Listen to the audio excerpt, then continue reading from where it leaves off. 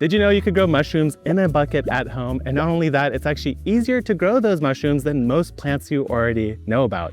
I'm Jacques from Epic Gardening, and I've been growing mushrooms in my backyard for just over 4 years now. And today we are going to be meeting up with a true mushroom pro to talk about how to take something as simple as straw and a bucket to produce our very own mushroom factory, one that could be placed in an outdoor balcony, indoor space, an outdoor garden, and produce multiple rounds of mushrooms over just a matter of weeks. Let's go meet up with Louis, gather up our supplies, and get this mushroom grow going. I'm excited to be here, Jacques. I'm wearing the right gear for the San Diego sun. So Louis is visiting us from Maine, where mushrooms can grow freely outside in nature. And you know, in San Diego they might, but it's a little drier here. And that's why we are cultivating the mushrooms ourselves, and we are using a bucket. So what's so great about the bucket over other ways of growing mushrooms? The bucket is a fantastic, tried and true way to grow mushrooms. Northspor's been doing it for a long time. The bucket is reliable, it's fast, it's very high yielding, and it's easy. Oh, I can't do 4, but there's 4 right there. That's 4 great reasons to grow it in a bucket. I like everything about that.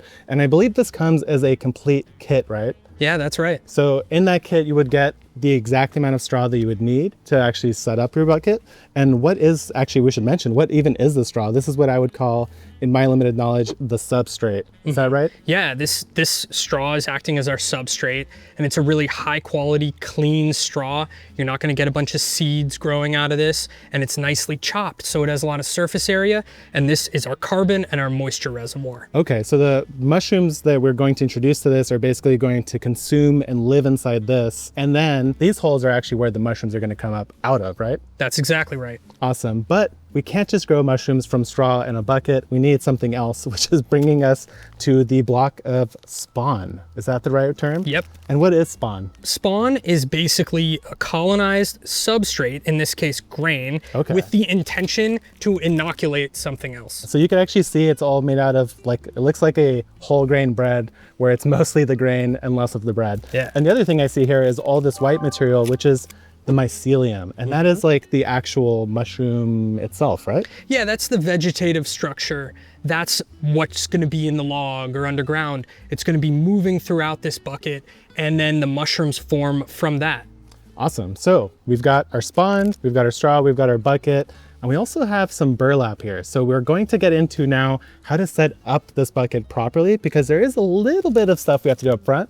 And the first thing we have to do is actually boil the straw. There is this burlap bag here, and that is included with the kit. The only thing you really need is this stock pot, which I think is a minimum of what, like 16 quarts or something like that? It's a good one to shoot for. Yeah. 12 absolute minimum. There you go. And this is actually a 5-gallon pot, so we got 20 quarts here. So what I'm going to do now is I'm going to set up this burlap, and we're going to stuff it full of straw, and then we're going to add water. Now, since we're starting with straw, which is already somewhat clean, why do we need to boil it?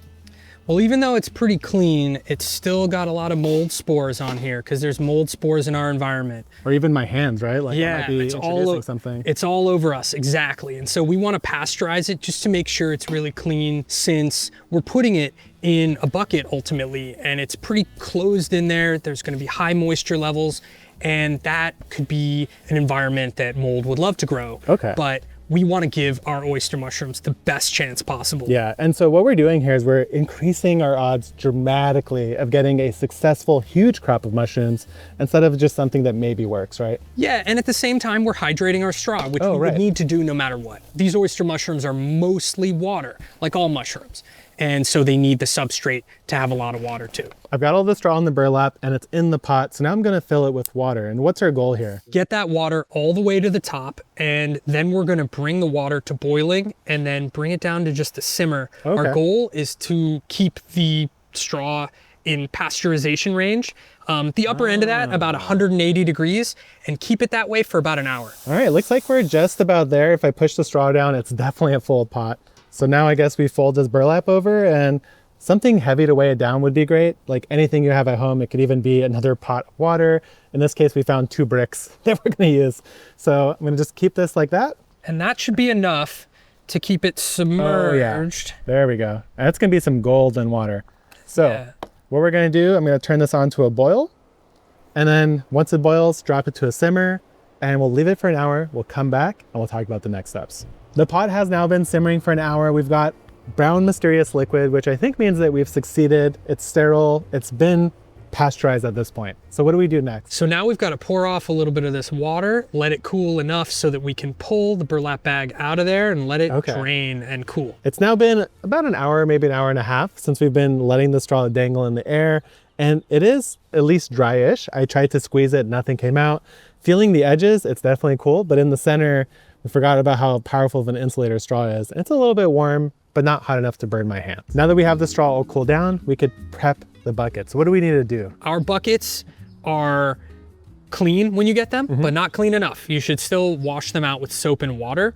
And then before we actually add our spawn and our straw, we'll just give it a wipe out with isopropyl alcohol as 70% as just another safety measure to make sure it's extra clean. So what we're gonna do is we'll get this open, and then how do you like to actually get the isopropyl? So we can just take a clean paper towel, take our ISO, get this nice and wet with the isopropyl, and then start wiping down our surfaces. So all we're doing here is every time you're cleaning, you're reducing any chance of cross-contamination. My understanding for mushrooms is that the number one issue that you could ever really run into is probably some sort of mold. Yeah. And so doing something like this is just increasing even further your odds of having zero issues with your grow. We've got that clean, we've got our straw cooled. Now let's talk about the spawn. Awesome, my favorite. So this is blue oyster, Pleurotus ostriatus or ostratus, and this is a 6-pound bag. We're gonna open this up and break it up first. Now, if you get this and you're not ready to use it right away, it can be kept in the fridge for quite some time. Yeah. But it's gonna work best fresh. We send it to you nice and vigorous and freshly made. The first step is to take off this tape there. You wanna get that for me, Jacques? So just cut off this little tab of tape that's on the back here. Not the bag itself, just the tape. Yes, just the tape. And so now you can see a little filter patch that it's breathing through. And we're just gonna break this up gently. You don't wanna break the bag quite yet, but this should be easy to break up. And you wanna break up all the chunks because each one of those little grains is an inoculation point. And so the better broken up they are, the more it can spread its mycelium evenly throughout the substrate, which is our straw. Okay, and so just to be clear, this is a 6-pound bag of spawn. This is basically enough to do 2 full buckets. When you get a kit complete, it would come with a 3-pound bag. So what we're going to do is we're going to just use half of this, and then I'm going to set aside the other half to do a second bucket. Even if you can't see the direct mycelium on the grain, it almost certainly has some on there at this point. Oh my goodness, yes. But as you break it up, you can see that it kind of and it kind of disappears a little bit as you break it up. It's still there, it's gonna bounce right back. So now we can cut this open, and some people at this stage would even wipe this down with some alcohol, wipe our hands down with some alcohol if we wanted before we start dumping, before we start filling the bucket. I don't know. If you want a little bit of this. I'll join you on this one. Yeah. I'm usually throwing caution to the wind. But let's increase our odds. You totally don't need to do this step, but it's if you just wash your hands with soap and water, good to go. So we can cut that open, and each layer of straw is going to be a few inches thick, and then you're going to add about a half cup spread evenly over the top of that layer. And we're just going to go layers of straw, layers of spawn, layers of straw, layers of spawn, and we're going to end with straw. We got our spawn ready, we've got the straw. So first thing I do is I take a handful of straw and add it to the bucket. Correct. And then how much are we trying to get up to, like one of the holes or just a little layer? Get a nice thick layer of another hardy handful. 3 inches, another hardy handful ought to do it. Just to really cover the bottom and have some thickness. One more would be fine. Go ahead. All right. One more. Do we do anything like, are we pushing it? Are we just sprinkling it? Make sure it's nice and broken up and distributed well and not super clumpy in there. That'd be a really good idea. And then I'm gonna go and I'm gonna get about a half cup, but just a nice handful is fine. Basically. You can use a half cup measure, that'd be great, but you can use your hands too. That's the reason why I washed my hands and got alcohol. And I'm just gonna sprinkle it evenly in there. Man, I love the smell of the spawn. It's nice and sweet, and just break up any of these larger chunks as you go. Okay, so you're not trying to get a chunk of mycelium, really. You're trying to get little broken up pieces. Yeah, I want it as broken up as possible because each grain is where the mycelium can spread from. And so you're just gonna get better distribution that way. Okay, but now it's time for more straw? Time for more straw. All right, so we're doing the same amount of layering or a little less now? About the same amount, but you'll see, you think you're at the top and it compresses a little Okay. bit. You're gonna wanna pack it down. Oh, I see. So we'll do a little bit of packing at the end. You wanna make sure that there aren't big air pockets. You want material that's dense enough for the mycelium to form mushrooms. If there's not that density, if you have big air pockets, it can't really form mushrooms well. I see. It can't kind of pull all the nutrients it needs together. Just like if you're transplanting something, you don't want to just pop it in a pocket of air. We've got the bucket fully packed and ready to colonize, and now we got to talk about where to keep it. The bucket loves anywhere that is humid and shady. Okay, so no direct sun. I think I've got a couple good ideas. All right, Louis, so I have two basic ideas here on where to put this, and the first one is deep in this artichoke patch. Now, the reason we put this artichoke patch here is that it is passively watered, so it's humid, and it's also a north-facing wall, so the sun never hits this. That's a great spot. I am leaning towards this, but there is one more that I think I like more, and it's right up here. It's the loquat tree. Now, the reason why I like this is that A, it looks great. B, it's got a great canopy to block the wind, and it's got guaranteed shade. So what do you think? You know what? That's the spot. All right, let's go do that then. It's spring in San Diego. It's not too hot or dry, so I'm going to leave this as is, and I should expect to see some sort of mushroom activity in 2 to 3 weeks, right? Yeah, I think temperatures are perfect. Within that third week, give or take a few days, maybe just after 3 weeks, you should be harvesting mushrooms. Awesome. Well, thanks for coming down from Maine. I know you got to go back home, but I'll definitely let you know how this does. And we'll check back when we've got some mushrooms. We set this bucket up 2 weeks ago, so now let's take a look inside and see how far along we are. And here's what we have: fully myceliated straw. It's fully grown up to the very top of the bucket. You can even see the imprint of the lid there.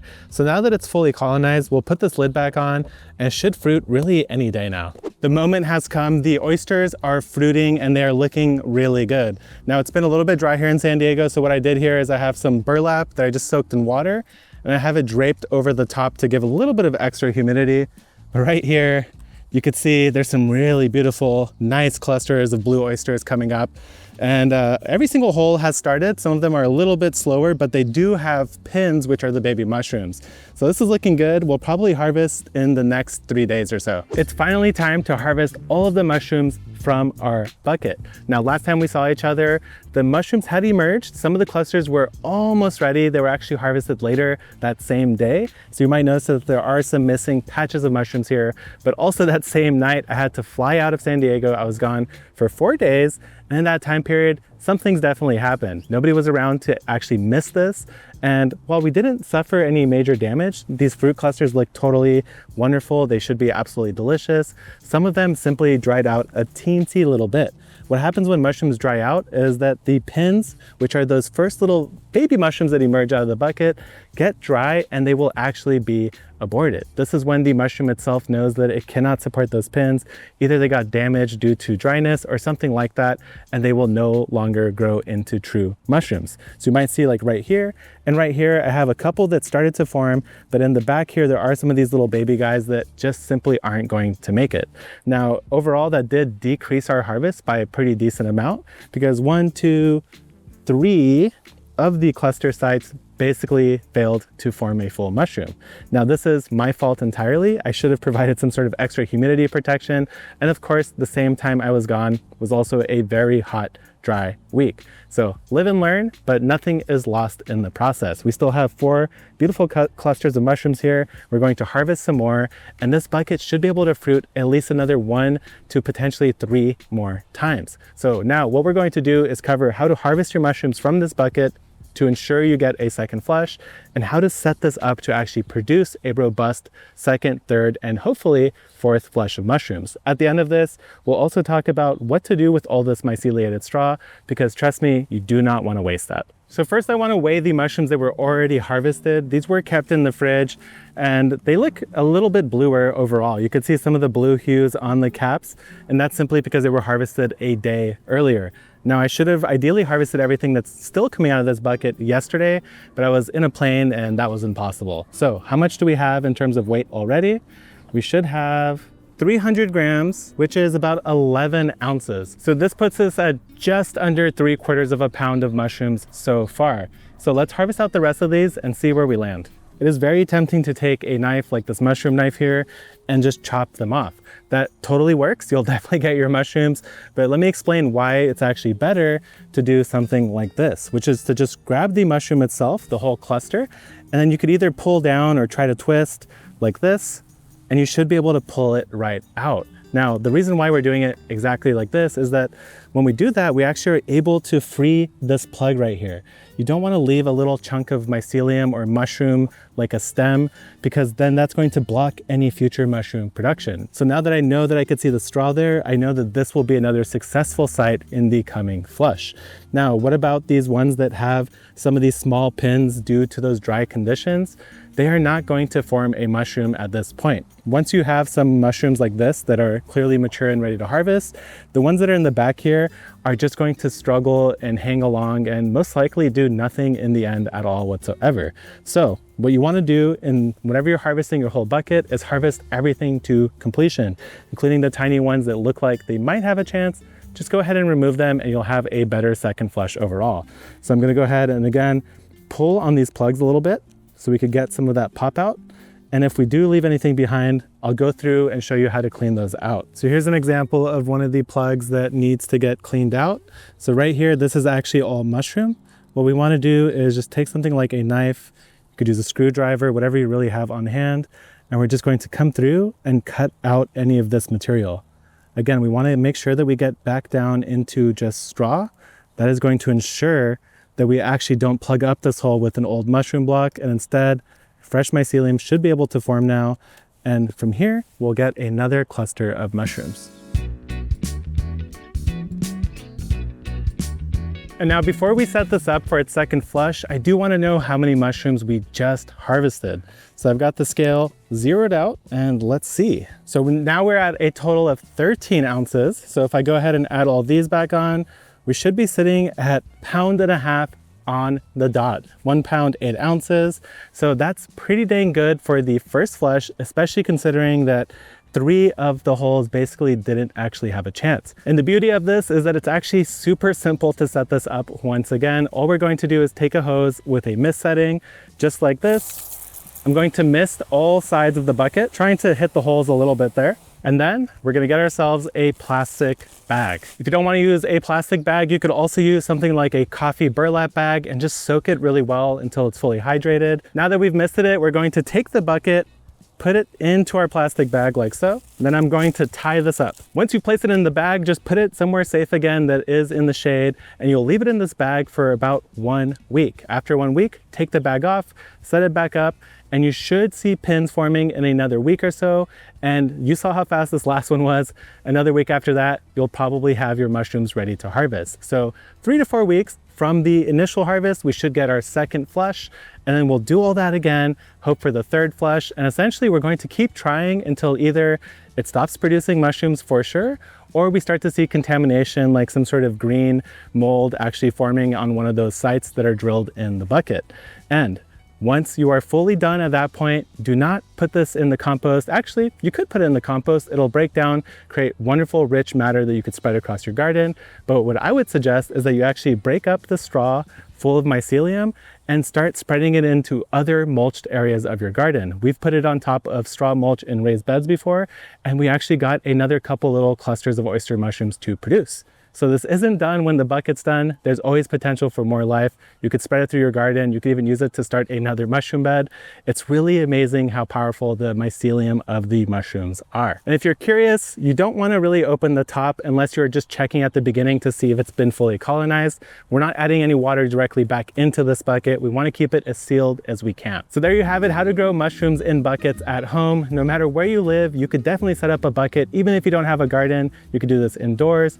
A wide variety of mushrooms work in this method, including every single one of the types of oyster mushrooms out there. Now, if you're curious about how mushroom spawn is even created so that we could grow mushrooms either in our home or in our garden, check out this video right here, because I went up to Maine and visited North Spore, toured their facility, and it's really quite cool to see the whole process from start to finish. Thank you guys for watching. Keep on growing and good luck in the garden.